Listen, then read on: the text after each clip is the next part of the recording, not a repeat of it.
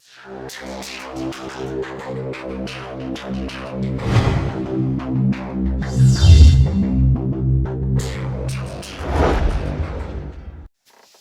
2022년 10월 20일 이정훈입니다. 오늘은 배신과 의리에 대해서 이야기해 볼까 합니다.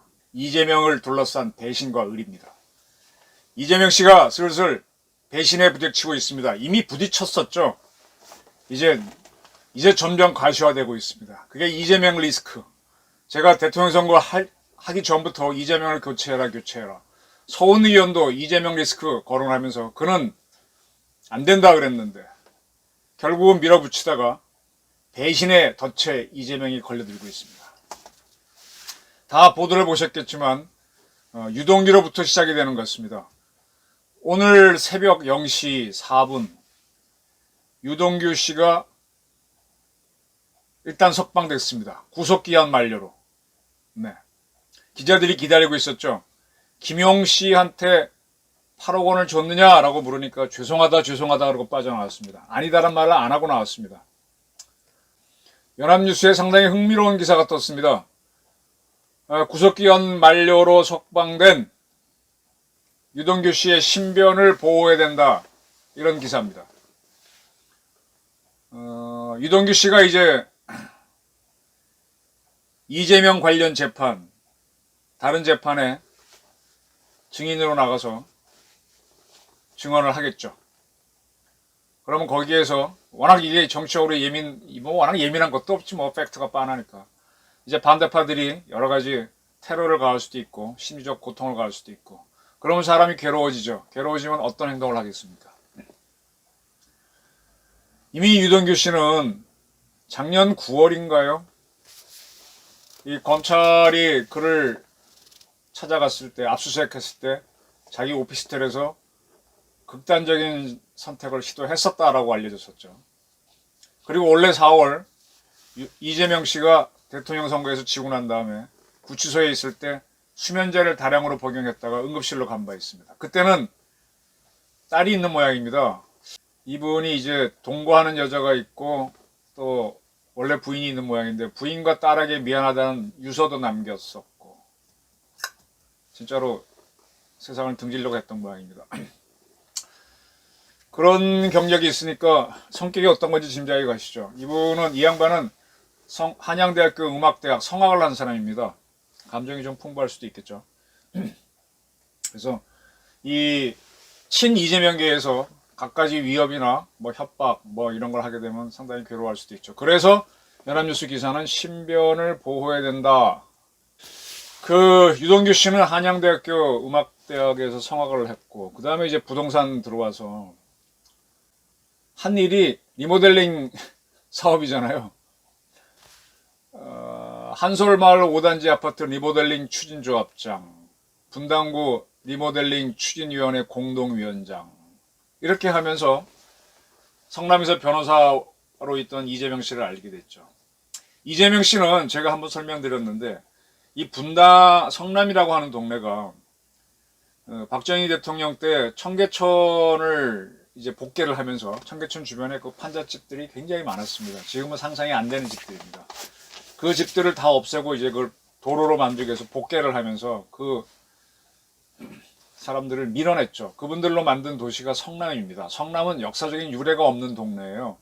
전주 그러면은 고려 때 조선 때 이게 있는데 성남은 그런 게 없습니다. 그래서 그분들이 거기서 어렵게 살고 있는데 92년도로 제가 기억합니다. 노태우 정부에서 저도 그때 깜짝 놀랐습니다. 국가개발은 이렇게 하는구나. 91년도인가? 좀 자신이 없네. 신도시 개발한다고 일산하고 분당을 신도시 만든다고 선언했습니다. 그래갖고 이제 지금은 천당 다음에 분당이라고 할 정도로 분당이 참 살기 좋은 곳인데 성남 분당이 개발이 됐죠. 그러니까 철거민들은 청계천에서 쫓겨났는데 또 거기서 밀려나게 된 거예요. 그래서 그쪽에서는 참 그 철거민과 철거하려는 사람들 간에 세력 간의 싸움이 컸습니다. 그 조세희의 난장이가 쏘아 올린 작은 공, 난소공이라는 소설도 그곳을 배경으로 한 거죠. 그쪽으로는 거기는 역사적인 유래가 없는 데니까 유래가 없는 지역이면은 학교가 없다는 얘기잖아요. 전주나 안동 이런 데면은 뭐 몇백 년, 몇천 년 된 도시니까 고등학교, 대학교는 없더라도 뭐 쭉 국민학교 요래가 있는데 성남은 그런 데가 없지 않습니까? 그러면 되게 사법시험 붙고 공부 제일 잘하는 사람들은 되게 판사로 갑니다. 두 번째는 검사라고 하고 뭐 다 그런 건 아니지만 판검사가 안 되는 사람들이 변호사를 개업하는데 변호사 개업할 때도 이제 서울이 워낙 좋은 데니까 서울에서 해보려고 하다가 안 되면 자기 고향 연고가 있고 자기 고등학교 나온 데로 가서 하죠. 이재명 씨는 안동이 고향이지만 성장을 성남에서 했습니다. 성남에 이렇다 할 학교도 없는데 성남에 가서 개업을 하면서 그 철거하려는 세력과 철거당하는 세력 간의 그 싸움에서 이 참여해서 이제 변호사로 활동하면서 새칭 재개발에 눈뜨는 변호사가 되는 거죠. 그래서 그 재개발을 밀어붙이는 세력이 뭘 동원합니까?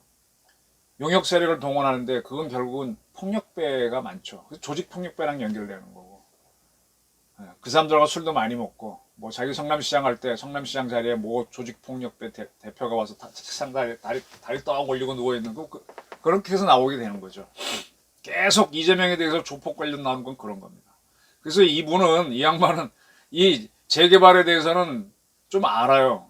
그러면 과거 성남시 시장은 되게 한나라당 국힘당 출신이 많이 했는데 그 사람들은 그러면 몰라서 재개발을 안 했느냐? 대장동 건이 이게 굉장히 오래된 건이잖아요. 그분들도 개발할 수 있습니다. 근데 하게 되면 여러 가지로 걸린다는 걸 알기 때문에 피했던 거거든요. 가장 쉬운 게 우리 한강을 환경 오염으로 또 보호하기 위해서 한강으로 들어오는 지천, 숱한 지천이 있죠. 그 지천으로 하수도를 함부로 내려보내지 못합니다. 총량이 정해져 있어요. 요 하천에서는 얼마만 나올 수 있고 그 하천이 쭉 가는 곳마다 지역이 있잖아요. 그 마을에서 나올 수 있는 하수 총량이 규정되어 있습니다. 근데 갑자기 없던 도시 분당이 생겨서 성남이 생겨서 또 대장동이 생겨서 그러면 사람이 살면은 상수도 들어간 건 문제가 없죠. 하수도가 나오면 그걸 어떻게 처리할 거예요. 그러니까 그게 심각한 문제이기 때문에 사실 좀 힘든데 이걸 막 턱턱턱 밀어붙인 겁니다. 그러니까 자기가 이제 지자체단체장이 되면 할 수 있죠. 그래서 성남은 원래 말이 많고 파주도 말이 많고 서울 근교에 이 난개발이 됐던 서울 주변 도시들은 다 말이 많은데 국힘당 쪽 사람들은 공무원들이나 뭐 이런 걸 해봤기 때문에 좀 신중해서 안 하고 이재명 씨는 뭐 성큼성큼 간 거죠. 누구를 믿고 누구랑 연합해서 자 유동규 리모델링 추진 조합장 아파트 리모델링 하게 되면 값 뛰는 거 알잖아요. 그러면 김용이라는 사람은 뭐냐? 김용이라는 사람은 유동규 씨보다 3살이 많네요. 66년생.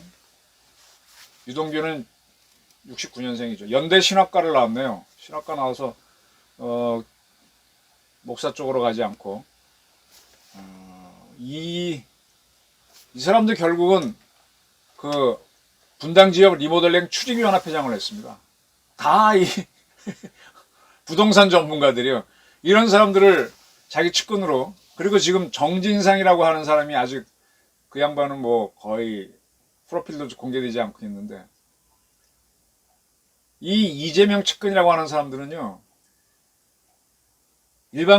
일반적으로 알려진 엘리트 코스를 밟은 사람들이 아니라 이런 사람들입니다.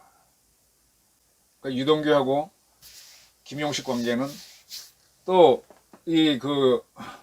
남욱 씨가 했나요? 그 녹취록에 따르면은 이들이 모여서 도원의 결의 우리는 뭐 끝까지 비밀로 하자 이렇게 했다는 것도 나오고 그렇습니다.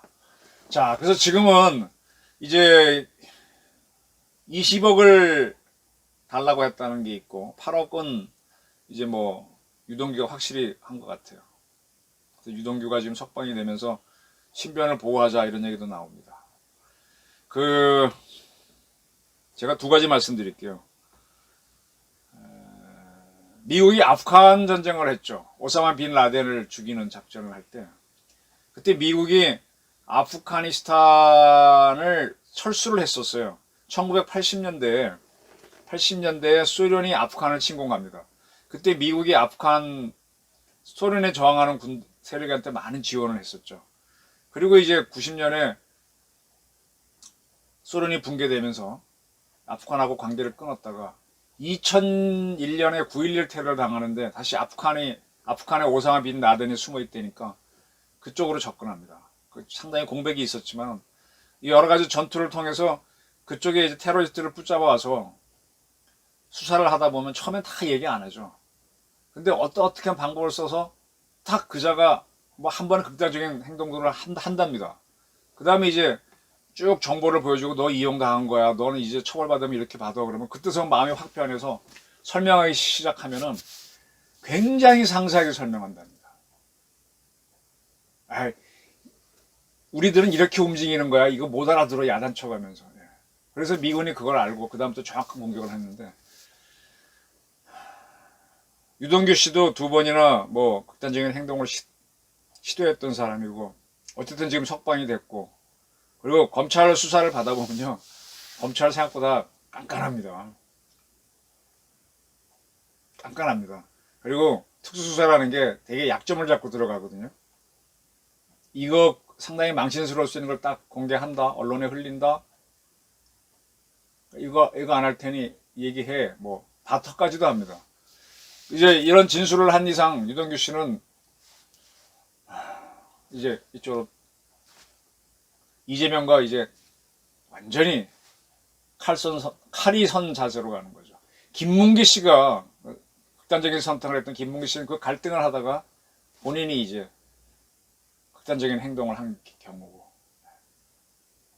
유동규 씨도 그걸 하다가 이쪽으로 이제 반대로 가게 된 거죠. 이렇게 되면 이제 이재명 세력이 무너질 수 있죠. 그러면 이제 또 하나 나올 수 있는 게 경기도청 카드 가지고 이재명 씨 부인한테 소고기 사주고 촉밥 사주고 한 사건들. 네. 거기 일단 심부름했던 그 공무원이 공개를 했습니다. 근데 그걸 지시를 했던 5급 공무원 이재명 씨가 변호사 사무실에서 데리고 있던 그 여직원은 아직 가만히 있는데 이 사람들이 지금 고통받게 되면 이제 다 배신의 나에게 성이 되면 무너지게 되죠. 저는 이재명 붕괴는 본인이 이제 결기로서 상당히 버티겠죠. 이재명 씨는 보니까 대선 전에인가 언젠가 그 부인이 여기 찢어져서 뭐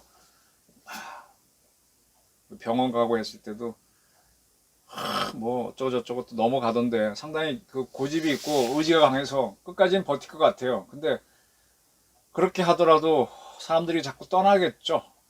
본인은 버티겠지만 얼마나 버티겠나. 그리고 나중에는 본인도 극단적인 선택을 하지 않을까 이런 느낌이 좀 들 정도로 외로운 사람이죠.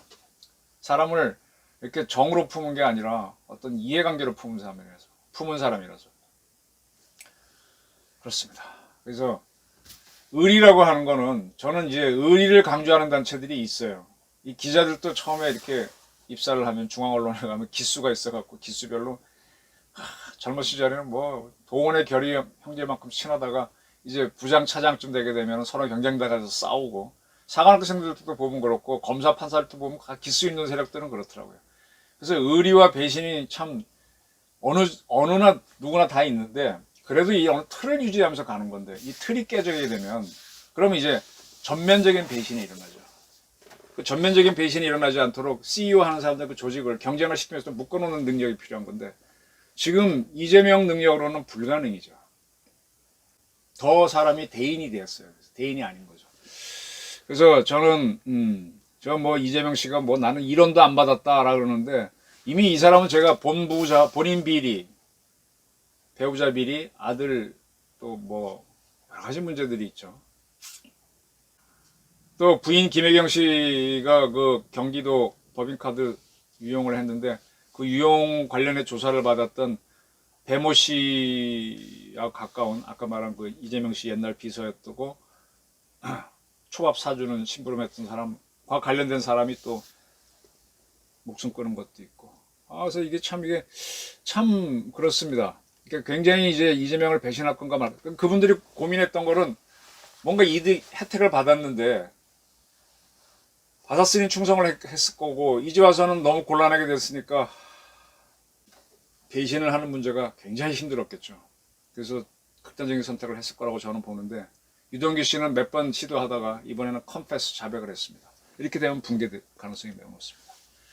배신과 의리 자, 이재명은 어떻게 할까? 이제 본인에 대한 배신을 할 수도 있습니다. 결국은 이재명은 본인은 대단한 것 같지만 저희가 보기에는 그냥 객기를 갖고 교도소 담장을 걸었던 사람입니다. 그런 사람을 향해서 개딸들이 환호를 보내고 뭐 많은 사람들이 지지를 했는데 참 그거 이해가 안 돼요. 뒤에 뭐가 어떤 세력이 있지? 그리고 지난번에 만든 것도 그렇잖아요. 개항의 보궐선거에 출마하면서 이재명 개명에서 숨쉰 채 발견 이런 식으로 제목을 만들어. 그러니까 본인도 그 만든 세력도 이재명 씨도 고민을 하고 있다는 얘기죠. 극단적인 선택을 머리에 두고 있다는 얘기죠. 그래서 배신과 의리 그 고민을 많이 하는 사람은 뭔가 불편한 게 있다는 얘기입니다. 이재명 씨가 일단은 반발하고 있는데 그 반발이 얼마나 갈지. 네. 그리고 민주당이 이것으로 인해서 얼마나 버텨낼지. 지금 민주당 정풍운동이 거세게 일어야 됩니다. 네. 저희 판단이었습니다.